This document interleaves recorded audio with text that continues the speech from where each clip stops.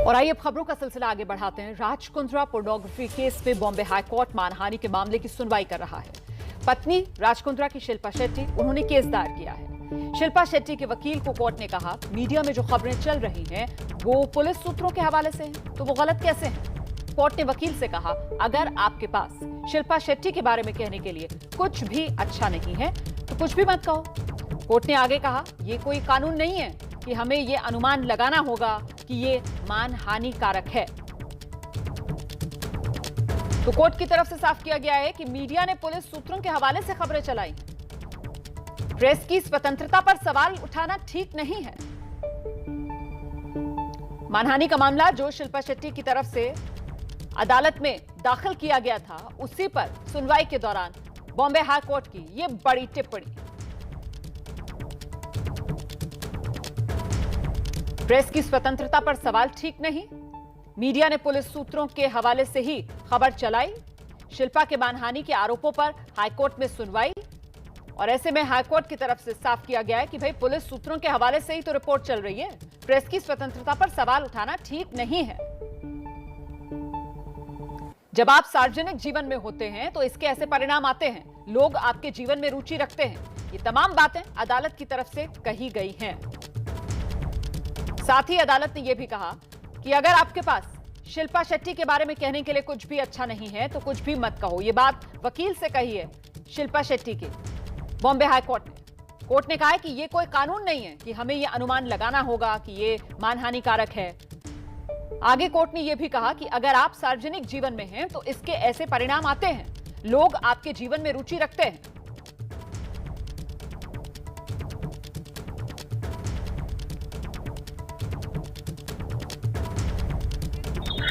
हम सीधे आपको लेकर चलते हैं। मेरे साथ मेरे सहयोगी सूरज ओझा इस वक्त मौजूद हैं और जानते हैं सूरज ओझा से कि जो शिल्पा शेट्टी की तरफ से मानहानि का मामला अदालत में दाखिल किया गया है, उस पर अभी तक जो सुनवाई हुई है उसका लब्बो-लुबाब किस तरीके से समझा जाए सूरज? जी बिल्कुल। आज जिस तरह से मानहानि का दावा किया गया था शिल्पा शेट्टी की ओर से कि ऐसी कई सारी खबरें हैं जो सूत्रों के हवाले से चली हैं लेकिन गलत है, ऐसे में कोर्ट ने कहा कि अगर कोई भी स्टोरी है जिसे सोर्सेस को एट्रीब्यूट करके चलाया गया है तो वो किस तरह से गलत हो सकती हैं। अगर आप जो चाहते हैं आपकी हर बात मानी जाएगी तो ये मीडिया की स्वतंत्रता पर एक हमला हो सकता है, उन पर उनके काम में इंटरफेरेंस हो सकता है। इसके अलावा कोर्ट ने ये भी कहा कि मैं आपको कई दफा समझा चुका हूँ कि अगर इस तरह के सूत्रों के हवाले से खबर चलती है तो वो डिफेमेटरी कैसे हो सकती है।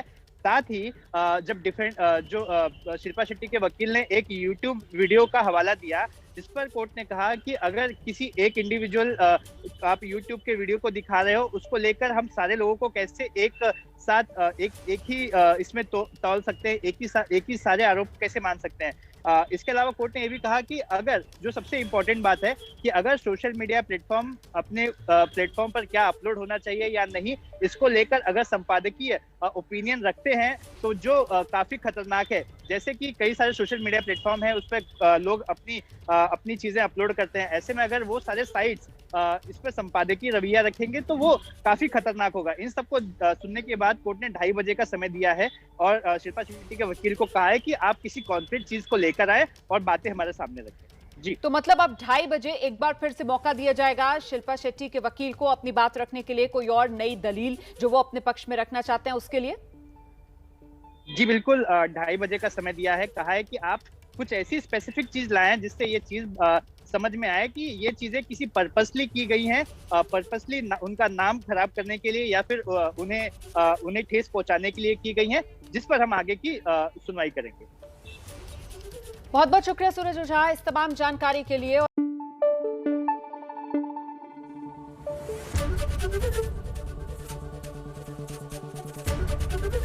एबीपी न्यूज आपको रखे आगे।